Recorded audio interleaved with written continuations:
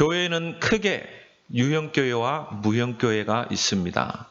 유형교회를 보고 우리가 가시적인 교회, 눈에 보이는 교회, 또 무형교회를 보고 비가시적인, 눈에 보이지 않는 교회를 우리가 무형교회 이렇게 이야기하죠.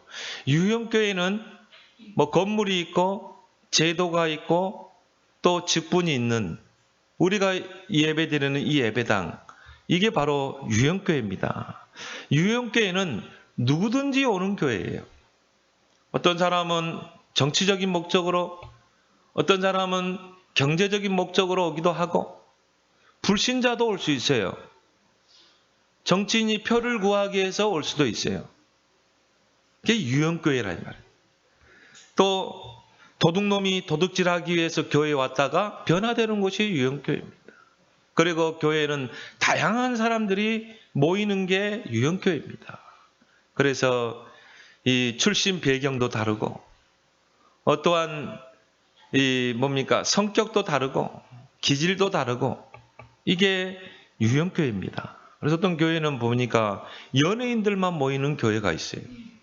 또 어떤 교회는 정치인들만 모이는 교회가 있고, 그래서 우리 한국교회도 초대교회 때 양반들만 모이는 교회가 있고, 또 평민들이 모이는 교회가 있었잖아요. 지금은 이제 그런 구분이 없지만 이 조선시대 때는 그런 구분이 있었다 이 말이에요. 이게 유형교회다 보니까 또 말도 많고, 또한 분쟁도 많고, 또 파벌도 많은 게 바로 유형교회입니다. 고린도 교회가 이 대표적인 예죠.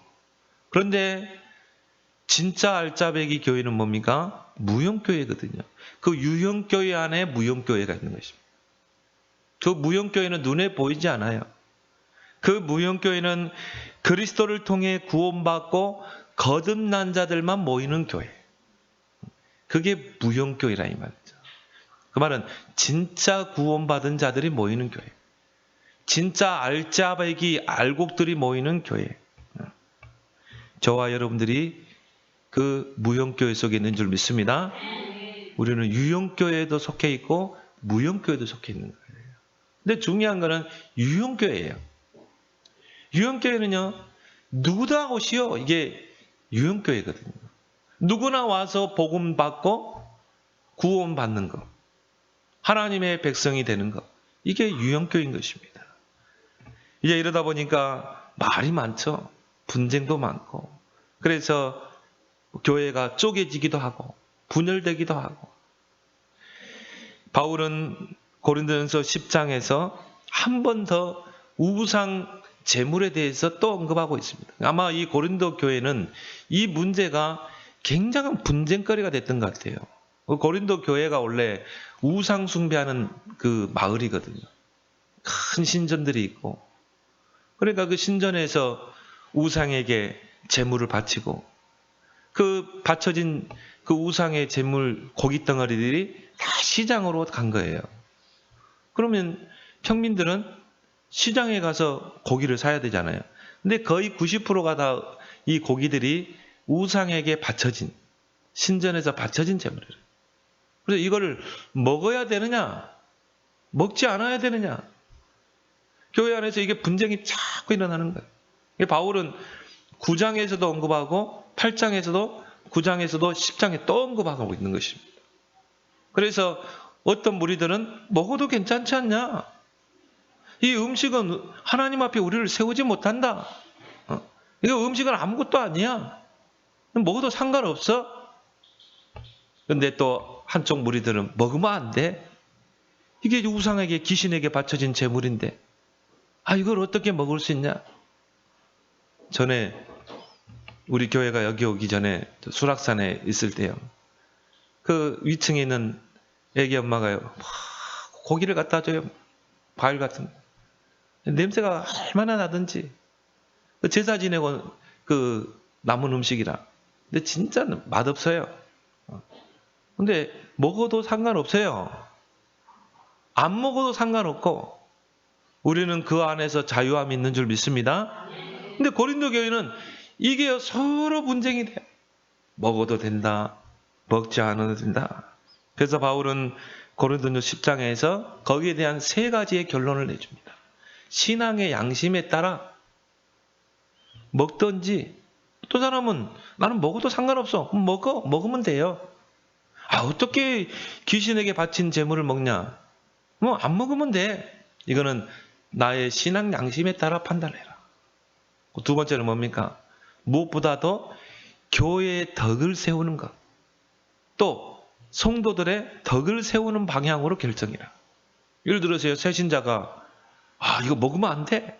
이건 귀신에게, 내가 불신자로 있을 때 우상 숭배하고 제사 지내고 이렇게 살지 않았냐? 그러다가 이분이 복음 받고 교회 왔다 이 말이에요. 어떻게 내가 저 우상의 재물을 먹겠느냐?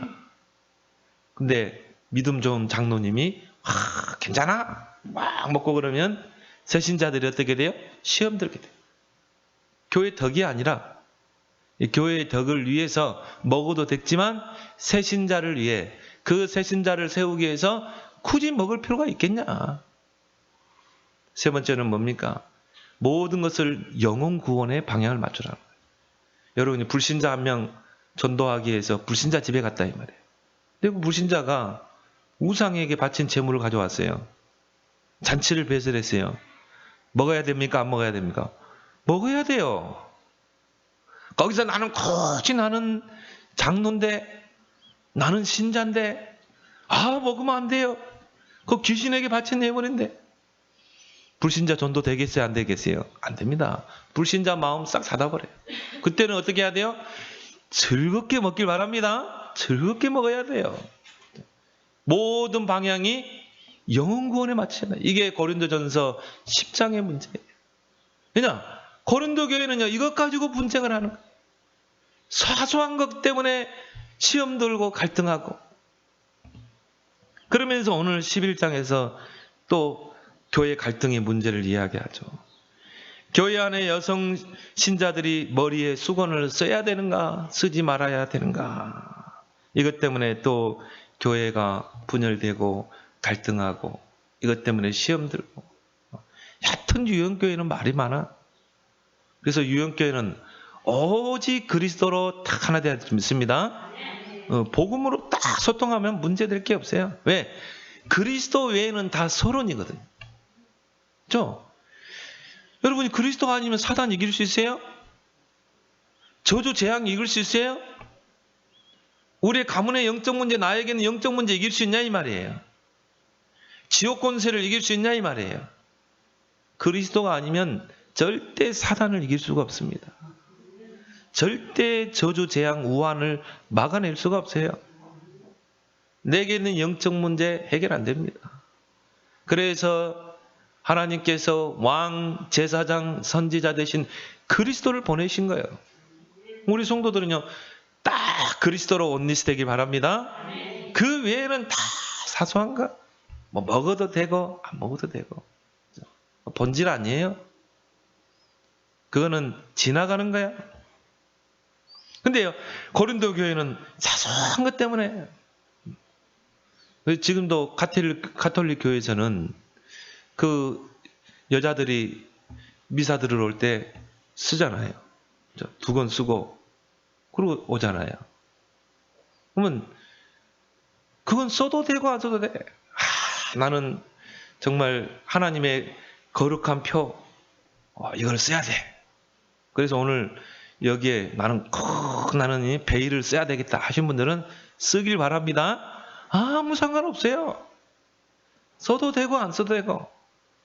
근데 귀찮잖아요. 이거 머리 또 팜하고 다듬었는데 또 그거 쓰면 또 다 귀찮거든. 여름에 덥고. 안 써도 돼. 아무 상관이 없는 것입니다. 그래서 교회 안에는요, 이러한 사소한 것 때문에 갈등이 있고 분쟁이 있고 이걸 때문에 분열되고 시험 들고 갈등하는 그런 것들이 있는 것이죠. 이런 교회 안에 있는 갈등과 분쟁의 절대 기준이 뭔가? 오늘 여러분 붙잡고 가길 바랍니다. 우리의 절대 기준은 원색 복음이 돼야 돼요. 복음이 우리의 절대 기준이 돼야 돼요. 정말 복음을 위하여, 이것이 정말 복음을 위한 것인가? 이것이 복음에 유익된 것인가? 우리의 모든 기준은 복음이 돼야 돼요. 복음이란 뭡니까? 기쁜 소식입니다. 아까 찬양하는데요. 야, 나는 참 기쁘다. 이게 복음이라니까요. 즐겁고도 즐겁도다. 야, 정말 예수가 그리스도구나. 정말 모든 문제 해결자구나. 그걸 알게 되면요, 즐겁고 기쁜 거예요. 나는요, 이 복음을 깨닫고 나면서요, 얼마나 기쁜지 모르더라고요. 그때부터 내가 전도하기 시작했거든요. 야, 이 기쁜 소식을 내가 전해야 되겠다. 그게 전도입니다. 전도는 뭐예요? 기쁜 소식, 즐거운 소식, 복된 소식을 전하는 것. 정말 예수가 그리스도구나. 왕, 제사장, 선지자의 일을 십자가에 하신 바로 그리스도구나. 사탄의 권세를 깨뜨린 왕, 우리를 모든 죄와 사망, 지옥 권세에서 우리를 해방시킨 제사장, 하나님 만나는 길, 하나님 자녀 되게 하신 선지자. 이 그리스도란 말은 왕, 제사장, 선지자라요. 여러분이 진짜 그리스도 알면요, 사단이 벌벌 떠게 돼 있습니다. 그리스도 이름으로 여러분이 사단을 결박할 수 있는 거예요. 그리스도 이름 누르면요, 그리스도 이름 부르고 여러분이 기도하고 그 그리스도를 누리는 순간 여러분 가문의 모든 저주 재앙이 떠나갑니다. 푸닥거리 한다고 떠나갑니까? 또 다른 귀신이 와요. 무당들이 보면요, 막 푸닥거리 하잖아요. 그 뭐냐, 우리 집안에 악기 쫓아낸다고 그러거든요. 재앙 쫓아낸다고. 예수님이 분명히 이야기했어요. 귀신이 귀신을 쫓아내면 나중 형편이 어떻게 되겠냐 그러거든요. 귀신이 귀신을 쫓아내는 거예요. 더 강한 귀신을 불러들여서 우리 가정에 재앙을 주고 해코지 하는 귀신을 쫓아내는 거예요. 그럼 다른 귀신, 강한 귀신을 불러내서 그것이 이제 우리 가정의 몸주신이 되는 거죠. 주신이 되는 거예요. 처음에는요, 잘 해결하는 것 같아. 귀신은 우리를 축복하는 존재가 아니에요. 요한복음 10장 10절에 귀신이 오는 거는 도적질하고 뺏고 죽이고 망하게 하는 것. 그게 귀신이 하는 거예요. 그게 마귀가 하는 짓이에요. 나중에 어떻게 돼요? 더 큰 문제 와요. 그럼 불신자들 보세요. 처음에는요, 500만 원짜리 구다고. 그것도 나중엔 1000만 원짜리 구다고. 나중 가면 빚내 가지고 이제 3000만 원짜리 구다고. 이게 불신자입니다. 에베소 2장 2절처럼 세상 풍속에 꽉 잡혀 있어요. 공중의 권세 잡은 자 마귀에게 종노라는 거예요. 여러분이 그리스도를 통해 거기서 해방됐다니까요. 여러분은 운명과 사주팔자에서 해방된 거라니까요. 그걸 보고 우리는 뭐라고 그래요? 해방이라고 그래요. 그걸 보고 자유라고 그래요. 여러분은 손 없는 날 그거 잘 지킬 필요 없어요. 여러분은 손 있는 날 가도 상관없어요. 전에 우리 집에 이사하는데요. 이게 뭐냐면 8.15 광복절이 끼어가지고는 막 이 이삿짐 센터 가니까는 막 이삿짐이 배로 뛰어서 뭐 시간이 없대요. 이 광복절 날이 그 뭐냐면 손 없는 날이라네요. 나는 손 없는 날, 손이 없다는 건가? 근데 손 없는 날에 뭐라고 물어보니까 귀신들이 쉬는 날이래. 그때 빨리 이사를 해야 된대. 그래서 참 불신자는 저렇게 살고 있구나. 아니 귀신이 쉬는 날에 이사를 해야 된대. 그래서 뭐냐면은 8월 15일 날이 귀신들이 쉬는 날이라. 그래서 그때는 이사가 막 아침부터 저녁까지 꽉 찼대요. 그래서 내가 그랬거든요. 그럼 나는 손 있는 날 할 테니까 나는 절반으로 깎아달라고 그랬더니 그러게 하겠대요. 그거 나를 잡았거든요. 8월 15일 날 그때요. 비 엄청 쏟아졌어요. 하여튼 장대비가 쏟아져가지고 그 이사하는 사람도 고생했어요. 우리는 손 있는 날 했거든요. 아주 화창한 날씨에 구름 한 점 없이 이사했거든요. 뭐 상관없어요. 손 있는 날 이사하든 손 없는 날 인사하든 우리는 모든 죄와 사망에서 해방된 줄 믿습니다. 이게 그리스도라. 그래서 복음이란 말은 뭡니까? 예수가 그리스도다. 모든 문제 해결자다. 그래서 그리스도를 통해 구원받은 자는 문제 없어요. 그 속에는 답이 있는 줄 믿습니다. 그 그리스도가 나의 그리스도라. 나의 인생의 모든 문제 해결자. 그 주님이 나와 함께 하시잖아요. 근데요, 이 원색 복음이 안 되면 어떻게 돼요? 기준이 달라져요. 자꾸 이런 서론에 속게 되는 것입니다. 여러분은 원색 복음에는 다 수용하고 양보하길 바랍니다. 다 양보해도 상관없어요. 딱 하나만 양보하지 않으면 돼. 원색 복음, 요것만 딱 붙잡고 여러분이 승리하길 바랍니다. 그래서요, 우리나라에도 보면 여러 교단이 있어요. 뭐 장로교, 순복교, 순복음, 뭐 성결교, 침례교. 색깔도 다 달라. 그래서 저 같은 경우는 이제 장로교, 그것도 고신 측에서 신앙생활 했거든요. 주일날 물건 사고 팔아야 되는가, 말아야 되는가, 안 해야 되는가. 근데 거기는요, 주일날 뭐 사고 판다, 큰일 나요. 이 아모스서를 펴면서요, 주일날 사고 팔지 마라. 거기 보면 너희들이 성전에서 물건을 사고 파느냐, 그러면서 책망하는 장면이 나오거든요. 주일날에는 물건을 사고 팔면 안 돼. 또 거기 보면 너희들이 하나님의 성전에서 오락을 하느냐, 안식일에. 오락도 하면 안 돼. 목사님이 얼마나 율법으로 아주 우리를 가뒀는지 몰라요. 그래서 주일날 축구하다 걸리면 목사님한테 혼났어요. 축구도 못해. 아니, 예배 끝나고 다른 교회하고 축구도 시합도 할 수 있잖아요. 얼마나 휴일인데. 그러면 지하철도 안 타야 돼. 버스도 안 타야 돼. 왜? 돈 줘야 되잖아요. 율법대로 하면요, 결국 뭐 아무것도 할 수 없는 거야. 이런 사소한 것 가지고 결국 뭡니까? 여자들은 머리에 수건을 써야 되느냐, 쓰지 않아야 되느냐. 이런 사소한 것 가지고 교회가 갈등을 하고 분열을 하는 것입니다. 이게 고린도 교회인 것입니다. 그래서 당시 근동 지방에서는 여자가 머리에 수건을 쓰는 것은 권위에 대한 복종이었어요.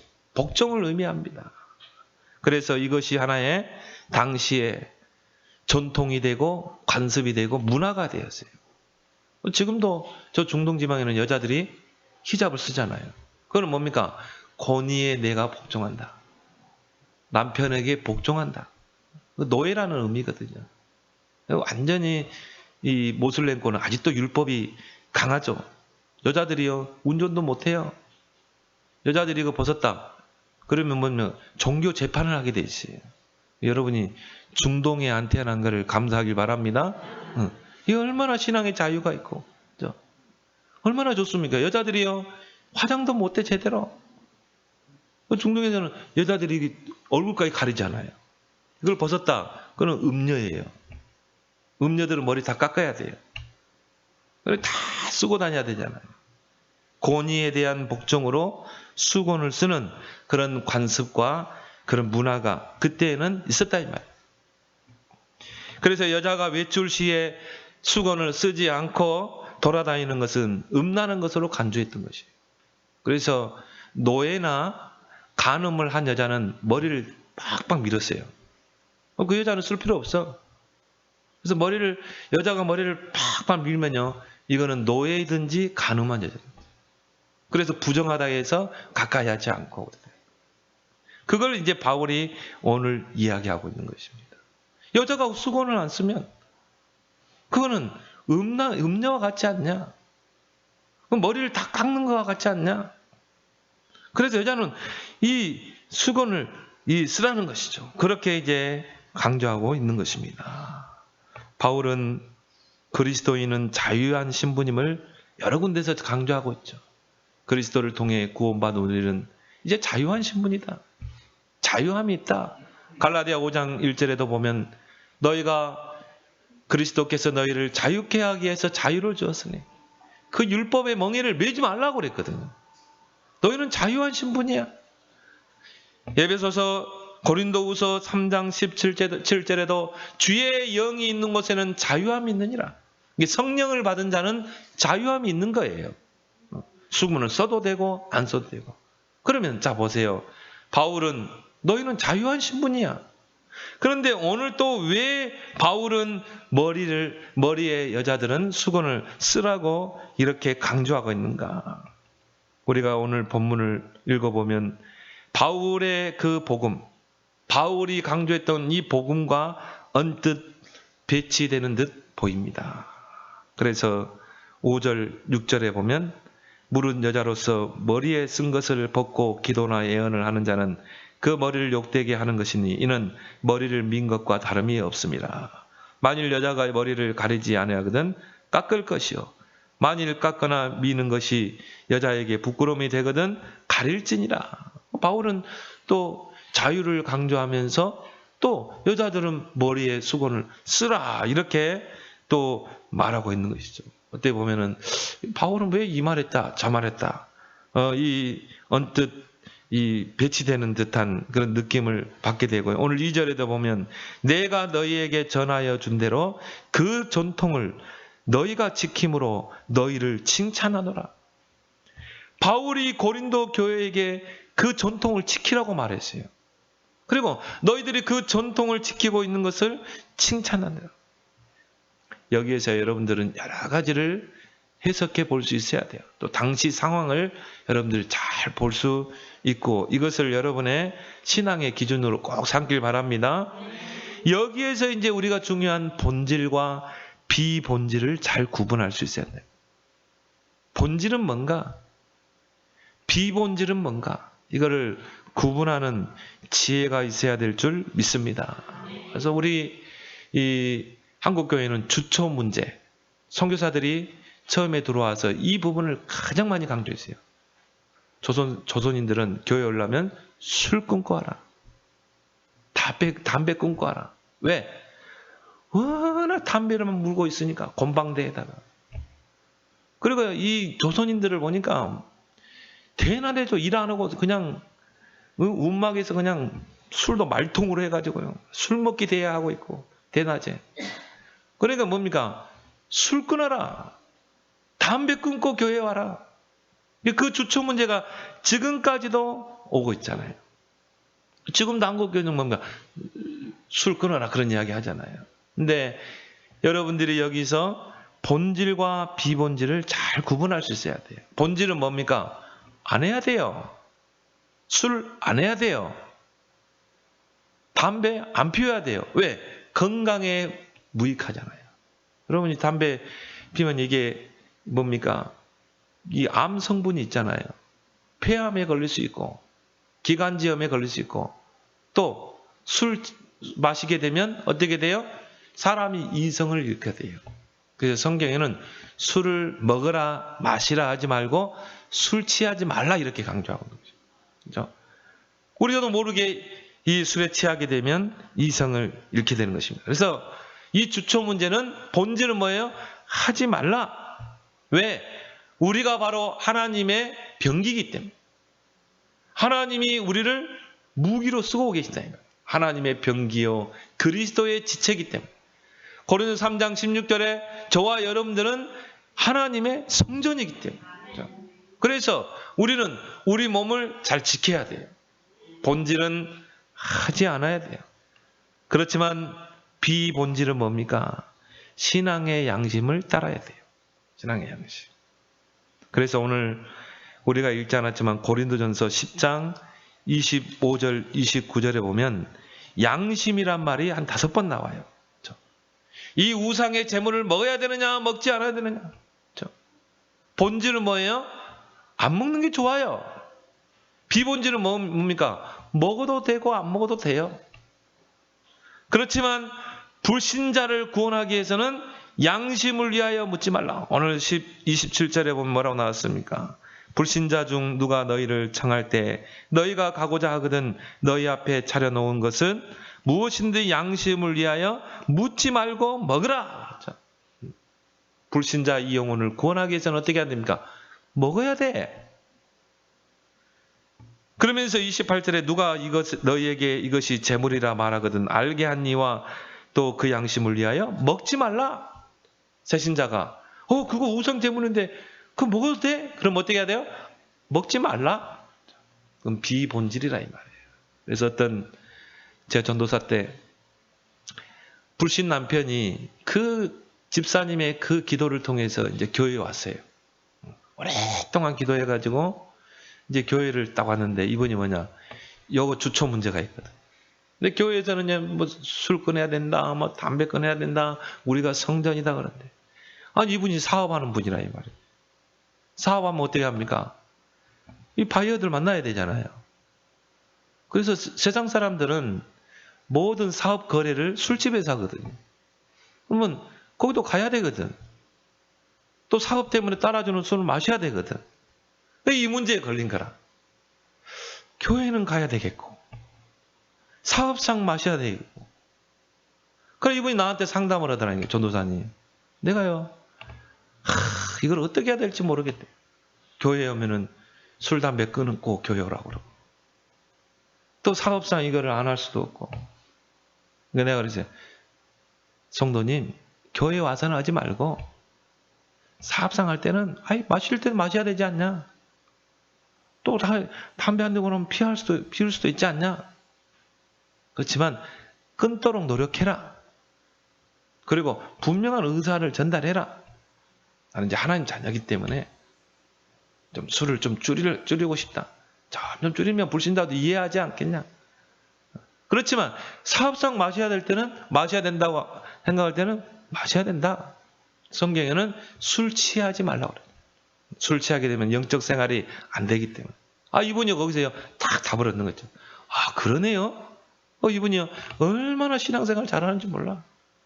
그래서 집에서 막 교회 올 때는 양치질 한 2-3번 한대요. 또 각을 호락 하고, 그리고 또 이제 양보니까 거룩한 척하고요. 딱 가서 예부리고 얼마나 이쁜지 몰라. 지금은 이제 그분이 장로 됐죠. 본질과 비본질을 여러분이 잘 구분하는 지혜가 있기를 예수 그리스도로 축복합니다. 이 당시에, 이 바울 당시의 전통과 간섭과 문화 속에서 살아가는 그런 여성 신도들이 외출할 때, 또한 이 불신자들과 함께 이런 모임을 가질 때, 그 자리에 참석할 때는 수건을 쓰지 않거나 또 벗은 채로 가게 되면 세상 사람들, 특히 유대인들에게 지탄을 받게 되는 것이죠. 왜? 그때 당시의 문화와 전통이. 그리고 전도의 문이 닫히기 때문에 바울은 뭐라고 그래요? 너희들이 그 불신 세계, 불신 영혼들을 살리기 위해서는 쓰고 가라는 것이죠. 그런 모임에 참석할 때 쓰고 모임에 참석해라. 그래서 우리 전에 그 박근혜 대통령이 저 중동에 갔을 때요, 히잡을 딱 쓰고 가더라고요. 그게 왜 그래요? 그 나라와 외교해야 되기 때문에. 그 나라는 여자들이 써야 돼요. 그러니까 그 대통령 만날 때도 있습니까? 그 쓰고 만났잖아요. 식사할 때, 만찬석에 갈 때도 쓰고 갔잖아요. 왜? 그 나라와 좋은 관계를 맺어야 되기 때문에. 외교 관계가 있기 때문에. 그래서 그 전통을 따른 것입니다. 바울이 볼 때는 이 부분은 본질이 아닌 비본질의 문제였던 것입니다. 그래서 바울은 고린도 교인들에게 세상 문화를 인정하고 받아들이는 편을 선택하게 한 것입니다. 그래서 내가 너에게 가르쳐 준 대로 너희가 그 전통을 잘 따르고 있기 때문에 내가 너희를 칭찬하노라. 여기에 우리의 지혜와 성령의 인도가 요구되는 줄 믿습니다. 우리의 본질은 뭐예요? 오직 복음. 거기에 따라서 우리는 정말 불신 세계를 살려야 되기 때문에 우리는 신앙의 양심을 가지고 우리는 선택해야 될 줄 믿습니다. 그래서 우리의 절대 기준은 원색 복음이에요. 이 복음이 우리의 인생의 본질이 돼야 한다 이 말이에요. 그래서 우리 한국교회에서도 이 여자 장로를 세워야 되느냐, 여 목사를 세워야 되느냐, 이런 가지고요 굉장히 막 교단마다 이야기했었죠. 그래서 이 여자 장로를 세우고 여자 목사를 최초로 세운 교단이 순복음, 그리고 감리교, 침례교. 근데 장로교만 끝까지 고수했거든요. 어떻게 여자를 장로로 세울 수 있고, 어떻게 여자 목사를 세울 수 있냐. 근데 지금 어떻게 돼요? 모든 장로교에서 여목사 세우거든요. 고신 측은 모르겠어요. 고신 측은 내가 알기로는 아직 여목사를 안 세운다고 알고. 근데 우리 교단에서는 여자 장로 세우면 여자 목사 세우거든요. 보니까 여자 장로들이 더 열심히 잘하더라고요. 교회를 더 잘해요. 여자 목사들이 보니까요, 이 청소년 사역, 치유 사역 더 잘하더라고요. 그래서 우리는 그런 부분에 본질만 변하지 않는다면 아무 문제 되지 않은 줄 믿습니다. 그래서 복음의 본질에서 벗어나느냐, 벗어나지 않았느냐, 이게 중요한 거라 이 말이에요. 콜롬비아 신학교에 정형경 교수가 있습니다. 이분은 여성 신학을 했던 분이에요. 그리고 여성 인권론자입니다. 그래서 이분이 여성 인권에 대해서 굉장한 공헌을 한 분이에요. 여성의 인권들이 회복된다는 것이죠. 그게 어떻게 보면요, 굉장히 좋은 일이잖아요. 또 이분이 기독교인이고. 근데 이분이 점점 본질에서 벗어나 버린 거죠. 그걸 어떻게 했냐면은, 성경에 나오는 하나님은 너무 권위적이라는 거예요. 성경에 나오는 하나님은 너무 가부장적인 하나님이라는 거예요. 그렇다면 성경 속에 있는 그 가부장적인 하나님을 빼내야 된다는 거예요. 그래서 이분이 뭐냐면 여성 신학을 외쳤어요. 그러면서 이분은 주기도문을 어떻게 하냐면 하늘에 계신 아버지, 어머니, 아버지, 어머니의 이름이 거룩히 여김 받으시고 그렇게 해요. 나중에 이분이 어디까지 나갔냐면요, 교회 밖에도 구원이 있다, 이렇게 나와버렸어요. 그리고 WCC 총회에서 초혼제를 드리게 돼요. 바벨탑부터 아담까지 죽은 영들이여, 그 영들을 불러냈다니까요. 기독교인입니다. 어릴 때부터 교회를 다녔다고. 여성 인권에 대해서 외쳤던 분이고 거기에 공헌했던 분이에요. 근데 결국 뭡니까? 본질에서 완전히 벗어나 버린 거예요. 이런 부분에 우리는 주의를 해야 될 줄 믿습니다. 그래서 물론 성경에는 하나님의 성은 남성, 여성 그런 게 없어요. 하나님은 어쩔 때 보면 남성도 가지고 계시기도 하고 여성을 이야기할 때도 있고. 그래서 엘 샤다이, 하나님의 이름 중에 엘 샤다이란 말은 뭡니까? 우리를 품어주시는, 어린 아기, 갓난아기를 젖을 먹이고 기르고 품어주시는. 여러분, 어머니가 자녀를 품고 젖을 먹이고 기르잖아요. 엘 샤다이란 말은 하나님이 우리를 품어주시고 또 먹이시고 보호하시는 하나님인 줄 믿습니다. 물론 엘로힘의 하나님도 있어요. 전능하신 하나님, 능치 못함이 하나님, 능치 못함이 없는 하나님, 그것도 있지만 엘 샤다이 하나님도 있다 이 말이에요. 근데 이게요, 너무 본질을 벗어나 버리면 안 된다 이 말이에요. 페미니즘이 되면 안 된다 이 말이죠. 그래서 우리의 절대 기준은 원색 복음이 돼야 될 줄 믿습니다.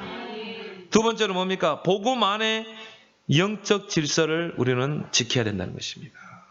하나님은 어지러움의 하나님이 아니에요. 질서의 하나님인 줄 믿습니다. 교회 안에는 질서가 필요해요. 그래서 고린도전서 14장 33절에 하나님은 무질서의 하나님이 아니요 화평의 하나님이시니라. 그렇죠? 질서의 하나님이시라 말이에요. 모든 것을 질서 있게 해야 돼요. 교회 질서를 위해서 때로는 우리가 양보할 수도 있어야 되고, 교회 질서를 위해서 내 주장을 내려놓을 수도 있어야 돼요. 이 그리스도의 복음이 사회 전반에 전파되면서 많은 것을 변화시켰어요. 우리나라도 마찬가지입니다. 많은 것을 개혁을 했어요. 특히 그 전통과 또 풍습과 관습을 깬 게 바로 이 그리스도의 복음입니다. 그래서 봉건사회를 깼거든요. 봉건사회가 어떤 사회입니까? 주종 간의 관계거든요. 주인이 돈 있고 힘 있으면 노예들을 부리고 종들을 부리고, 이 봉건사회를 깬 게 그리스도의 복음이에요. 그리고 민주주의가 원래 성경에서 나왔어요. 그 대표적인 예가 빌레몬과 누굽니까? 이 오네시모와의 관계잖아요. 이 오네시모는 빌레몬의 종입니다. 이 오네시모가 주인 것을 도둑질해가지고 결국 도망가잖아요. 로마에 가서 바울을 만나게 됩니다. 그것도 감옥소에서. 이 오네시모가 바울을 통해 복음을 받은 거예요. 그리고 출소하게 되고 결국 뭡니까? 그 골레소 지역, 빌레몬이 살고 있는 그 주인이 살고 있는 그 골레소 지역의 목사가 됐거든요. 빌레몬은 장로가 되고. 그러면 교인들이 투표를 해가지고 그 빌레몬의 종인 노예인 오네시모를 목사로 세웠다 이 말이죠. 그게 민주주의예요. 민주주의가 성경에서 나온 거예요.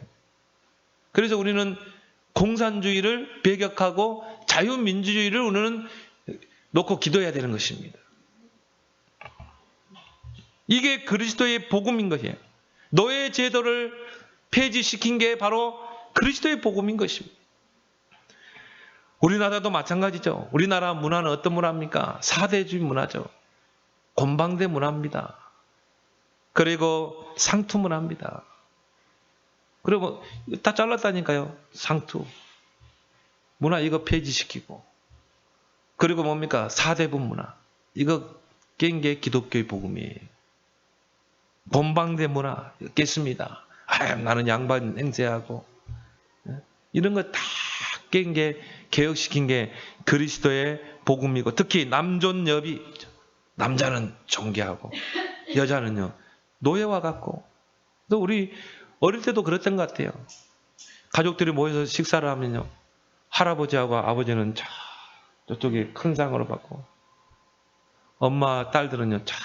부엌대기에서 먹고 그랬잖아요. 방해를 못 들어왔잖아요. 그런 남존여비. 이걸 깬 게 바로 그리스도의 복음인 것입니다. 그래서 제가 어릴 때에도 교회에서 보면요. 이 교회 안에 이렇게 가운데 천이 탁 커튼이 쳐져가지고 이쪽은 남자 앉고 이쪽은 여자 앉고 우리도 옛날에 어릴 때 그렇게 교회에서 다녔어요. 절대 이렇게 못 건너다니도록 커튼 치고 예배 드렸다니까요. 근데 지금은 그래요? 그런 게 없잖아요. 지금 다 섞여서 우리가 예배를 드리고 있는 것입니다. 그런데 당시 초대교회도 이 교회의 성장과 함께 여성들의 활동이 이제 활발해진 거예요. 여성 신도들이 이제 집사가 되고 또 권사가 되고 그리고 이 여성의 권위가 신장되고 그러니까 어떻게 합니까? 이 여성의 권위를 주장하는 자들이 생겨난 거예요. 여성들이 수건 쓸 필요 있어? 쓸 필요 없지 않냐? 그래 여자들이 이제 뭡니까? 막 길거리 다닐 때도요. 막 수건을 벗고 다니고 모임 갔을 때도 불신자 모임 갔을 때 수건을 벗고 가고 우리는 구원받은 자 아니냐? 왜 남자에게 눌려 있어? 그 수건을 쓰는 거는 남자의 권위에 복종하는 거 아니냐? 이제 우리의 여성이 인권이 얼마나 강화됐는데 이런 현상이 이 고린도 교회 그 지역에 이제 일어나게 된 것입니다. 이러한 것들은 엄격한 가부장제에 익숙해 있던 유대인들로부터 비난거리가 되고요. 또한 교회 질서를 혼잡하게 하는 사례가 이제 교회 안에 생겨난 것입니다. 그걸 때문에 서로 분쟁이 일어나고 시험 드는 갈등하는. 그래서 바울은 오죽 했으면 고린도전서 14장 34절 35절에 보면 여자는 교회에서 잠잠하라. 내가 보니까 이 고린도 교회는 여자들이 득세했던 것 같아요. 오죽하면 바울이요. 여자들이요 교회에서 잠잠하라. 여자가 교회에서 말하는 것은 부끄러운 것이라. 또 말이 많아가지고 여자들이 득세해가지고. 바울도 빌립보 교회에서 그런 이야기 하죠. 유오디아와 순두개가요. 교회 안에서 얼마나 다투는지. 여자들이요 득세해가지고. 그래서 이런 부분에 이제 불신자 전도에 이런 문이 막히게 되고 또 오히려 교회가 비난거리가 되고 또 결국은 유대인들을 구원해야 되는데 이런 것에 교회가 비난거리가 되고 또 교회 안에는 무질서하고 그래서 바울은 이런 부분에 이제 교회의 질서를 세울 필요가 있었기 때문에 이제 이 부분을 가지고 이제 나온 것입니다. 그래서 3절에 보면 머리라는 게 많이 나오죠. 3절에 11장 3절에 그러나 나는 너희가 알기를 원하노니 각 남자의 머리는 그리스도요, 여자의 머리는 남자요, 그리스도의 머리는 하나님이니라. 그렇죠? 머리는 뭘 말합니까? 권위를 말하죠. 여자의 그 머리는 남자니라. 그리고 그리스도의 머리는 하나님이니라. 그건 남자가 우월하고 남자는 권위적이고 여자는 종과 같은 복종하는 존재, 그게 아니라 이 말이에요. 뭔가 신분과 계급적인 그런 게 아니라 유기체적인 복음을 의미하고 있는 것입니다. 그래서 우리 몸에 제일 중요한 게 머리잖아요. 머리에서 모든 걸 통제하잖아요. 모든 걸 지시하잖아요. 머리 따로 몸 따로 발 따로 있으면 어떻게 되겠어요? 질서가 안 잡히게 되죠. 그래서 모든 몸은 머리의 통제를 받는 것처럼 바로 복음 안에서의 복종을 의미하고 있는 것이죠. 그게 질서예요. 여러분이 가정의 질서를 위해서 아무리 불신 남편이고 조금 내가 볼 때는 원수 같은 남편이라 할지라도 남편의 권위를 세워주길 바랍니다. 이게 바울이 누차 강조하는 부분. 남편에게 복종하라. 개떡 같은 남편인데요, 그래도 복종해라. 남편의 권위를 세워주라. 왜 그러냐면요, 그 가정이 건강한 가정이 되기 위해서, 그 가정의 질서가 잡혀야 돼요. 여러분 자녀가 그걸 한번 보고 있어봐요. 여러분이 남편하고 막 원수 같은 놈 해가면서 막 확 긁고 막 그래봐요. 그걸 누가 보고 있어요? 이 자녀들이 보거든. 이 자녀들에게 들어가고 각인되고 어른되면 똑같이 하게 됩니다. 그래서 잠언서 31장에 현숙한 여인을 이야기하면서 어떻게 해요? 남편을 세우라는 거예요. 자녀를 세워라. 종들까지도 세워라. 그리고 뭡니까? 산업도 세워라. 가정의 질서와 건강을 위해, 우리 자녀를 위해서. 이거는 계급적인 것을 의미하는 게 아닙니다. 남편은 우월하고 아내는 종이고 그런 차원이 아니라 질서를 위해서, 가정의 건강을 위해서 남편의 권위를 세워주는 여러분 되길 바랍니다. 이게 여러분 자녀를 위한 거라. 교회도 마찬가지. 교회의 뭔가 질서를 위해서, 물론 그거는 복음이 아니겠지만 여자들이 머리에 쓰라는 거예요. 왜?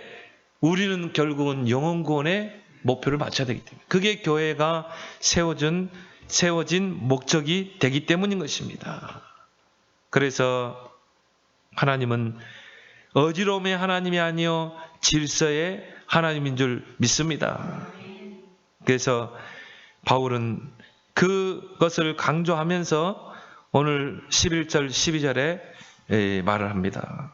그러나 주 안에서 남자 없이 여자만 있지 않고 여자 없이 남자만 있지 아니하라. 이는 여자가 남자에게서 난 것 같이 남자도 여자로 말미암아 났습니다. 그리고 모든 것은 하나님께로 났느니라. 그리스도 안에서 남자와 여자는 동등한 거예요. 남자가 계급적으로 높고 그게 아니라 이 말이에요.